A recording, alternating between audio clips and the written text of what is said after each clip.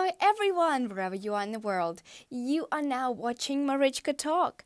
I am Marichka, Australian Ukrainian, and I live in Perth, Western Australia. So I bring to you the original news from Ukraine and translate it to English. Now you can be updated with some news from primary sources. Today we'll talk about the first Australian casualty from the war in Ukraine. And also, I will tell you more happy news, like a humorous story and how McDonald's that left Russia. I start from the bad news. A first Australian casualty from war in Ukraine. Yes, we have lost an Australian now due to the Russian invasion.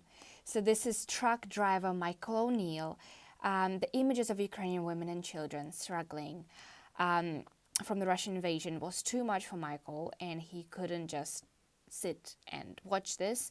So the 47-year-old truck driver from Tasmania decided to help to fly and help Ukraine. His skills behind the wheel were put to very good use. He ended up driving wounded soldiers and civilians. His mother's Facebook post said he trained to be a soldier and ended up in the war zone where the Ukraine army came under a very heavy fire, and Michael's luck ran out. He's a father of 3 children and had 5 brothers and sisters, a big family, and unfortunately, he's the first Australian casualty from the war. The exact details of where Michael died is unknown, and the information has not been released. Very, very, very sad. I didn't know the war can directly affect Australia. He gave up his life for Ukrainians. He's very brave, and he helped so many people, and he gave up his life for them. So thank you to Michael, and we will remember him as a hero, a true hero. Moving on, a Ukrainian gunwoman in Konotop was allowed to paint her combat vehicle pink. Girls will be girls. So Tatiana Chubar, who is fighting in the 58th Motorized Infantry Brigade, she was allowed to make her dream come true and paint her combat car pink. Wow, well, so far only on the inside. So she has even bought the paint for it. It's very cool. It's surprising that they allowed her to do that. But on the inside, I guess it will not affect how the outside will look like. Otherwise, imagine a pink. A pink tank will not be suitable for a real war. Through the forest, a pink car just passing by, not gonna work. But still, it is a cool idea. I support it, and it is very cool that she has got to an agreement and made her dream come true. Now I will tell you a true story that will sound unbelievable, but it is true. So, when Russians occupied the villages around in Kharkiv region, and they occupied a village, and they were sending missiles and bombs onto Kharkiv. So when this was happening, some anonymous group of people started every night to damage their equipment, tanks, cars, the storages. So of course the Russians were very angry, and they were trying to find this group of people who were doing these mischievous things every night to them.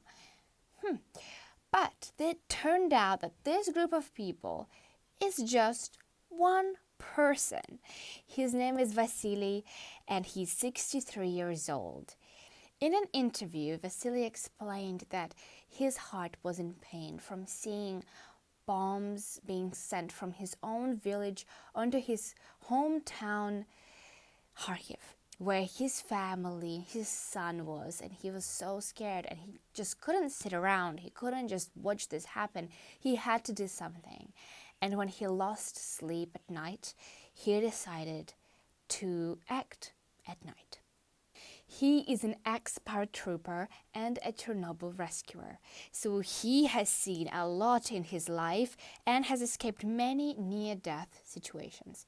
So I can feel that he likes a challenge. So he has been removing batteries from the Russian tanks at night, risking his life. He could have been shot any moment, but he did it anyways for the sake of his family in Kharkiv. And now he has been stealing batteries at night and repeated this every night. Each battery is like 50 kilograms. And when he succeeded, and Russians didn't notice the battery were gone, and when they were trying to drive the tank or use this equipment, it didn't work. It did not work. And of course, Russians were getting angry. And they were trying to find this group of anonymous people who is doing these pranks and mischievous things and going against them. So they were really trying to find out who it was. He has also defused Russian fuel trucks that were left right next to his house. Bad spot to leave your truck, okay? So he has ruined the hoses. Yeah, so he said in an interview that he just wanted revenge. And he continued to do all of this until the day when his village was freed from the Russians. And he knew that on a field there are Ukrainian bodies, and he just couldn't leave it alone, so he decided to bury them. So on the third day after his home village next to Kharkiv was released from the Russians, him and his dog went into the field to check on their bodies and bury them. So it turned out that the bodies were mined. He wanted to bury the dead bodies, but instead he blew up. But actually, not the whole of his body, but he did lose his leg. Vasily told his dog to go home and guard his wife. The dog cried, but eventually left, and Vasily crawled to the nearest road. In an interview, the wife said that the dog came to her covered in blood, and that's when she knew that something was wrong.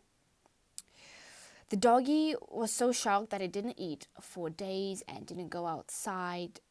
But the man Vasily was very calm and he acted quickly. He quickly tied up his leg with the dog's leash and crawled to the nearest road. And this is where Ukrainians took him and picked him up. So then he's undergone surgery. He survived with one leg, but at least he's alive. He'll be healing in Lviv and then transferred to Germany. Wow, big, unbelievable story of another very brave man. Take a look at this photo. The abandoned military vehicles and tanks are now blooming with beautiful summer flowers of blue and yellow. So nice. Nature is taking over even the darkest spots, like a grave.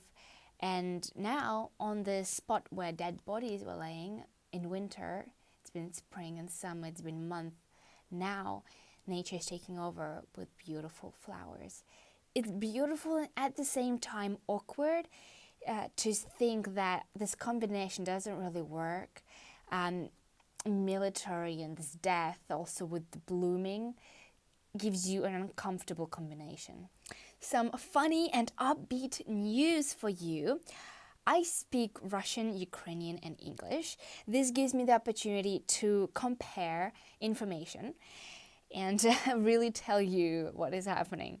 So speaking of how much Russians hate America, so recently I stumbled upon a video from a Russian television show, a song contest, and there was a woman singing a song that she has written about Russia sending a nuclear bomb onto America. It was a song on a singing competition. And everyone in the audience and the judges are smiling and singing along. So disgusting. And they are singing how amazing it would be to nuke Washington. And this is happening on TV. It's scary to think where the world is going. They made up a song about it with happy music, and the meaning behind it is terrifying.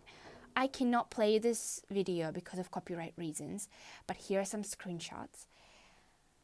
Oh, crazy and disgusting. And wow. Now let's talk about the Russian army and what they're doing in Ukraine. Fighting? Fighting, of course they fight, but they also have a part-time job. That's called stealing. Russian troops are breaking into houses and apartments, and not only they're stealing money and jewelry. You would think that would be the main subject and what they really think is worth to steal. No. What's really valuable for them is a toilet, a washing machine, a TV, a doghouse. How low is this? Take a look at these images. Just piles of everyday items being stacked on top of tanks. This seems as if these people could never even dream of having a washing machine. So they decided they came to Ukraine to steal from the Ukrainian people and take everyday objects. I don't know how were they planning to transport these big items like a washing machine. Were they planning to drive out and come to their home and install it? What was their plan? I can't even picture it. I mean, they just stacked it upon their tank. There was even a woman who recognized her items. She said that this was her apartment's items, and she recognized the blanket and even that box. And that box was an unpacked, uninstalled boiler that they bought right before the war started. Oh my God, I'm sorry for that woman. I mean, imagine you see that picture and you're like, that is my items. Crazy. Ugh. I keep on hitting you with more and more unbelievable news. So McDonald's, as many of you know, left Russia. But people were not left without burgers for long. Of course, someone had to start a new burger place. A new burger place was opened, which is called Z Burger. Again, with a Z, they cannot stop, can they? So Z is a symbol, Russian symbol that they use. They put it on tanks, they put it on all their military, on their clothing. Z is this sign. Of course, they had to include it in the Z Burger. So this Z Burger has an unbelievable menu. I looked there and I was shocked. Okay, you have to hear these names. So the names are Zamir, which means for peace, with a Z. And then there is Za Nashich, which means for our people, with a Z. And then Za Krym, which means for Crimea, which they stole from Ukraine. And then T-34, which you can see a picture. What is it? T-34 right here. And then Grad, which is this big machinery that like pushes out many missiles and bombs in one go, like hundreds. You can look at the photo right here, you can see. And Katyusha, which is also one of the military things. Naming burgers, so the Russians will be like, please give me this tank and this missile. Like, comparing burgers and naming them, and especially using the word Z. Ugh, my goodness, how brainwashed. Kalush Orchestra, the Ukrainian winners of Eurovision Song Contest 2022, have sold their winning trophy. And not just sold it at an auction for $900,000. And all this money will go for buying many drones, PD-2, for Ukrainian army. A band White Bit have become the new owners of the Eurovision trophy with the highest crypto bet of $900,000.